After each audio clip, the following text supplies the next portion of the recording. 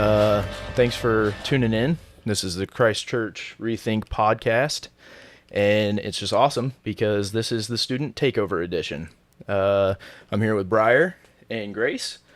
We just got back from CIY a couple weeks ago, and I just want to say thank you to Christ Church for the generosity that you've shown and the support that you've given just these students and given us just an opportunity to be able to share the experience that we had. So, without further ado, I think we're just going to jump right into it.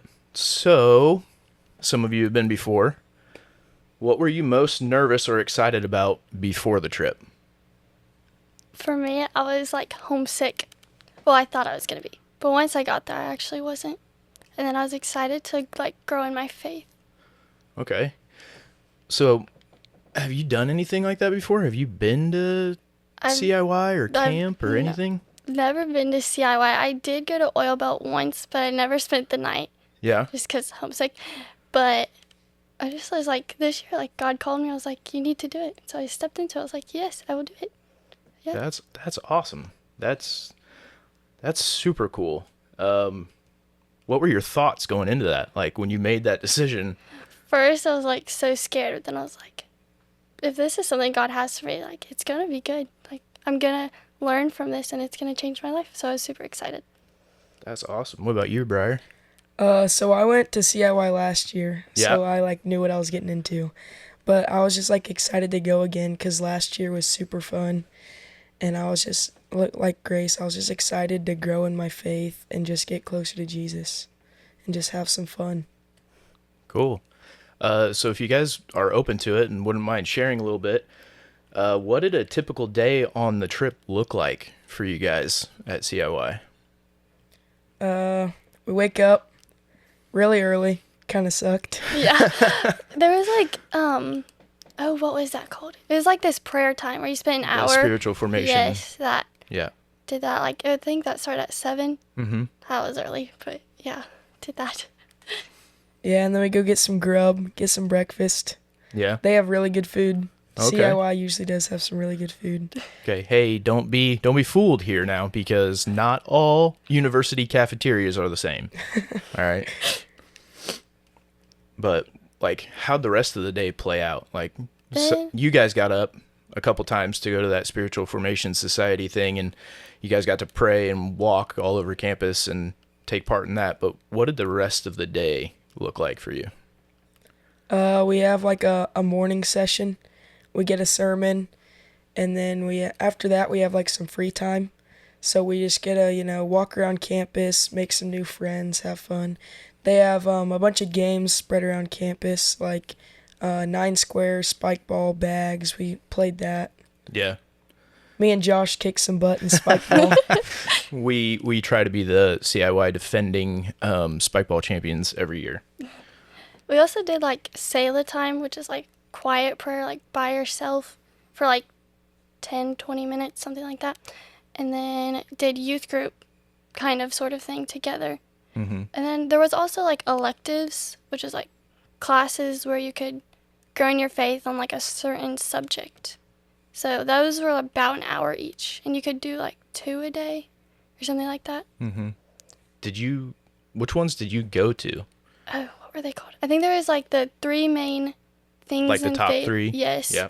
How to share your faith, the worship 101, vocational ministry 101, and 201. And whatever, I don't know what else there was, but there was a lot. Yeah, there were quite a few options for you guys to be able to pick and choose from. Did you have a favorite one that you went to and experienced?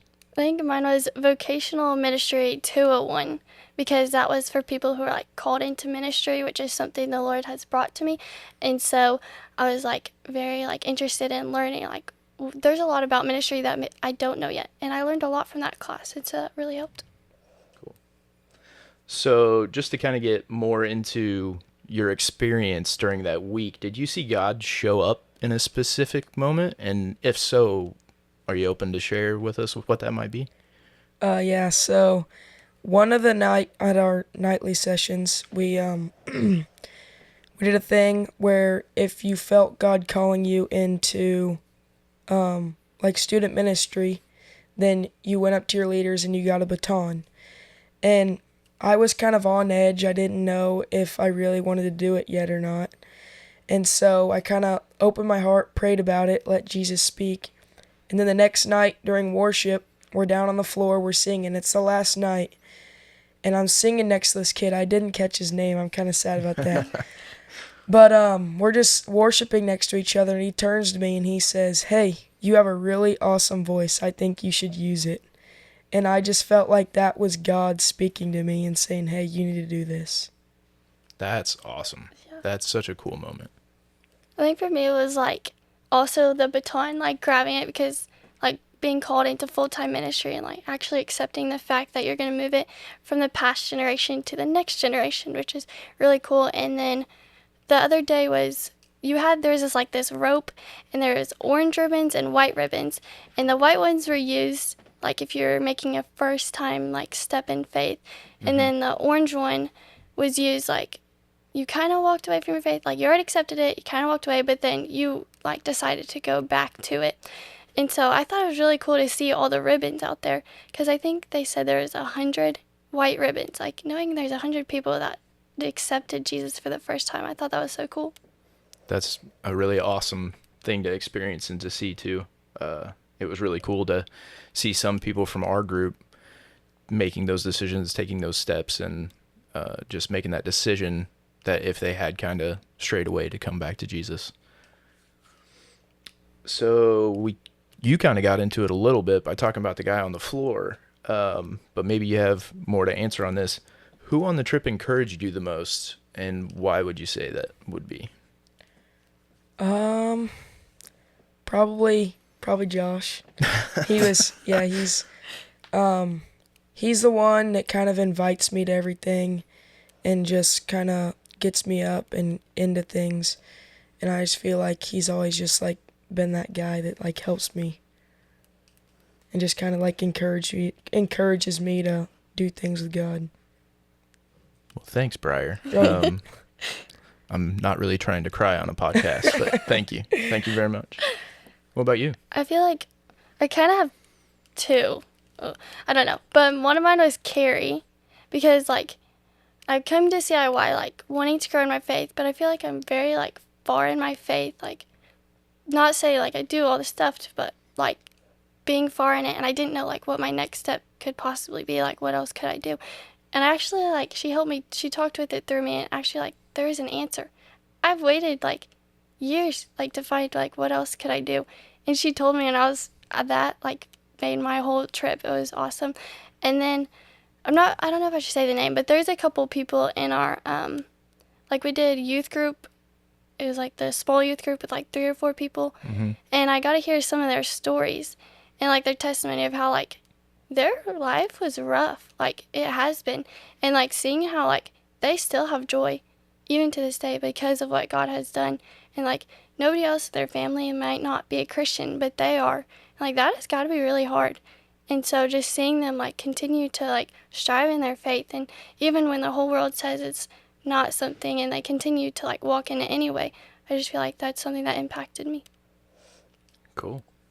That's awesome. I'm glad that you guys were able to find people that were able to impact your life and just help you grow closer in your relationship with Jesus. So now that we're home, we're on the backside, are there things that you guys are going to do differently? Like, what's something you'll do differently now that you're back home? I feel like I could slow down. Yeah. Like, my life was like, I feel like I always had like a million thoughts in my mind all the time. I felt like I always had to be doing something. And it's nice, like, before I went to CIY, I would try to sit for a week, like 10 minutes, just to sit in silence. And which, that doesn't sound hard, but it is actually like pretty hard to just sit there and do absolutely nothing for 10 minutes.